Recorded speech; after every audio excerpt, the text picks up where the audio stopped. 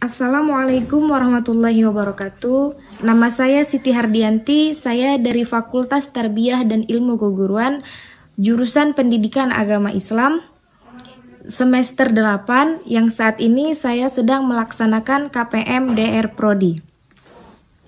Baiklah, di sini saya akan melakukan review jurnal yang berjudul Islam dan Multikulturalisme, Urgensi, Transformasi, dan Implementasi dalam Pendidikan Formal, yang diterbitkan pada Jurnal Pendidikan Agama Islam, Journal of Islamic Education Studies, dengan vol 8 nomor 1 tahun 2020, halaman 59 sampai dengan 74, yang dituliskan oleh Muhammad Turhaniani, Totok Suyanto, Ahmad Ajib Ridwan, dan Nur Fitroh Febrianto. Baiklah, permasalahan pada saat ini, perkembangan masyarakat saat ini menunjukkan keterbukaan dalam menilai berbagai aspek kehidupan, termasuk dalam pemahaman keagamaan.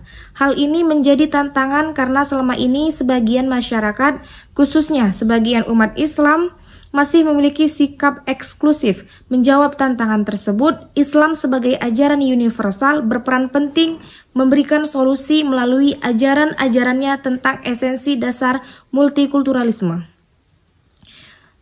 Tulisan ini juga mengkaji secara teoritik kenyataan faktual multikulturalisme di Indonesia. Bagaimana Islam memposisikan multikulturalisme dan pandangan bagi lembaga pendidikan dalam mengembangkan perspektif multikulturalisme untuk tumbuhnya dan sikap inklusif di tengah masyarakat. Hasil kajian menunjukkan bahwa fakta multikulturalisme bangsa Indonesia merupakan suatu keniscayaan untuk dipelihara dan dikembangkan keberlangsungannya dengan mengedepankan sikap toleransi dan keadilan.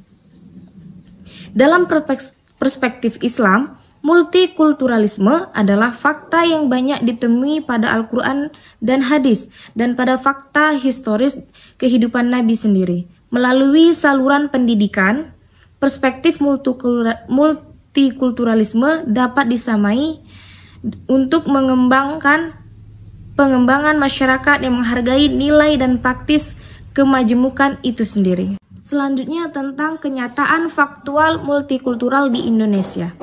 Berbagai konflik horizontal maupun aksi kekerasan, baik itu yang berbasis etnisitas, agama maupun kedaerahan yang terjadi di Indonesia di penghujung abad 20 mengantarkan kepada satu pemikiran bahwa hidup harmonis di negara hanya bercorak multitenis, multireligi, dan multibudaya merupakan bayangan-bayangan semu.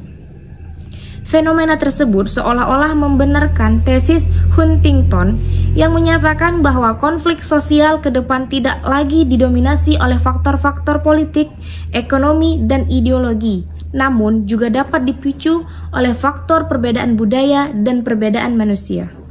Selanjutnya, multikulturalisme dalam perspektif Islam. Multikulturalisme dalam Islam sebenarnya telah ada pada zaman Nabi Muhammad SAW yang telah Allah sampaikan melalui Al-Quran, sebagaimana pada surah Al-Hujurat ayat 13, bahwa Allah telah menciptakan laki-laki dan perempuan serta berbangsa dan bersuku-suku supaya saling mengenal.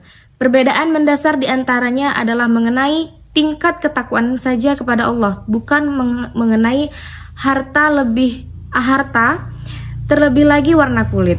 Konsep multikulturalisme pada zaman Nabi Muhammad juga sebenarnya telah diimplementasikan pertama kali ketika beliau menolak konsep perbudakan kepada orang kelas bawah dan menuntut pembebasan kepada para pemimpin Quraisy. Pendidikan sebagai sarana transformasi multikulturalisme. Pendidikan dipilih sebagai salah satu jalur untuk melakukan transformasi besar-besaran dalam upaya mendidik masyarakat memiliki wawasan terbuka. Pandangan ini menitik beratkan pada fungsi dan peran pendidikan sebagai institusi yang dipercaya dalam melakukan transformasi nilai. Dalam kenyataannya, pendidikan memang menjadi sarana yang paling tepat dalam melakukan pengembangan perspektif multikulturalisme. Hal ini ditandai bahwa sekolah dan perguruan tinggi yang melakukan proses dan pembelajaran secara berkualitas dan menghargai perbedaan anak didik telah menghasilkan lulusan yang baik dan bijaksana. Nah, kemudian tentang urgensi pendidikan multikultural dan implementasinya. Adanya pendidikan multikultural sudah seharusnya didesain untuk mengantisipasi adanya konflik horizontal.